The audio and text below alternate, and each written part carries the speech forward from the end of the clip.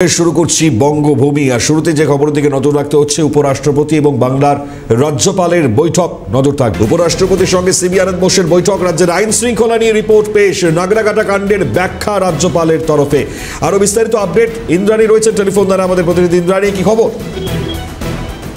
দেখো, আজকে উপরাষ্ট্রপতি বিকেল 5টার সময় বৈঠক করেছেন রাজ্যপাল সিবি আনন্দ বোস এবং সেখানে তিনি একটি রিপোর্ট তুলে দিয়েছেন বলেই সূত্রের খবর।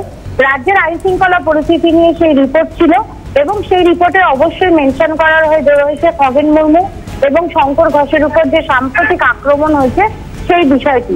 এছাড়াও রাজ্যের আইন শৃঙ্খলা পরিস্থিতি এবং পশ্চিমবঙ্গের বিভিন্ন বিষয় নিয়ে উভয়ের মধ্যে বেশ কিছুক্ষণ কথা হয়েছে বলেও সূত্রের খবর। মণিমার, ধন্যবাদ ইন্দ্রাণী। কথা বলছিলেন আমাদের প্রতিনিধি ইন্দ্রাণী দাশগুপ্তর সঙ্গে।